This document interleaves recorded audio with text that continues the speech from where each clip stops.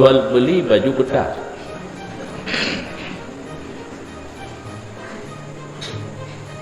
Urang inang wajib getuk aurat, artinya warna dan bentuk. Di luar sembahyang harim menyentuh bentuk walau hanya ada warna.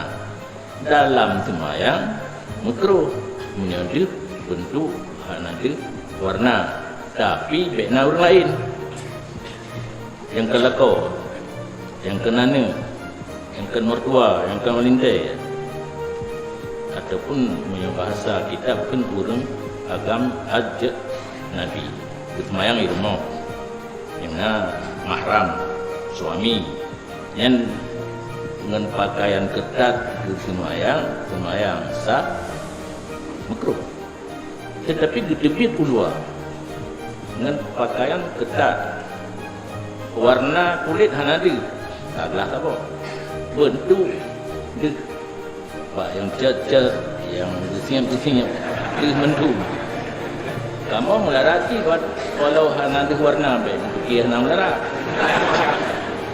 tu melarat kau banjilah kamu haram karena bentuk warna menteng dah Mekah tu adanya lagi tanya belum tanya Mbak Ron dengan damekat pakaiannya nak menolong si pembeli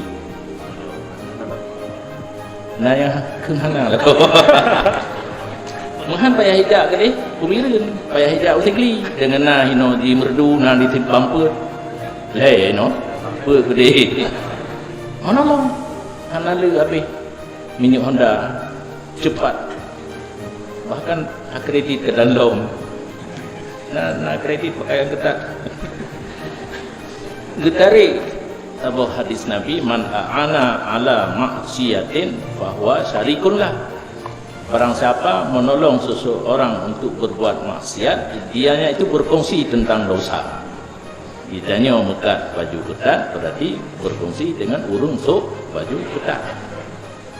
Menyokat telanjur nemekat ditanya nilai wadaya belau kebu elok kusuk ngelakau pergi rumah ya, ni berdoa juga nak usul dan drone yang dia drone sulit baik dia cah orang yang tarikat malamnya tarikat itu sulit menyau sayang ke orang Mekah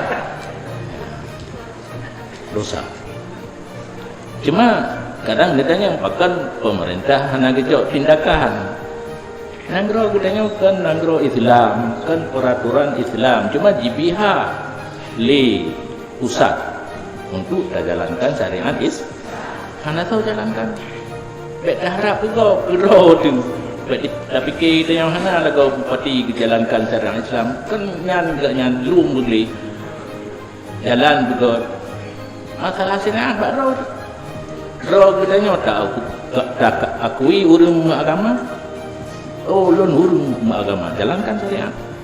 Sip kurung-kurung baik tapi ke kau mendeng di rumah mendeng berjalan sering kalau buka punya syariat jalan di rumah dor ikan tu dari rumah ke rumah menjadi kampung dari kampung menjadi pemukiman menjadi kecamatan dia kedroi nang kau jalan punya kasedia ditanya tak jalankan syariat Islam.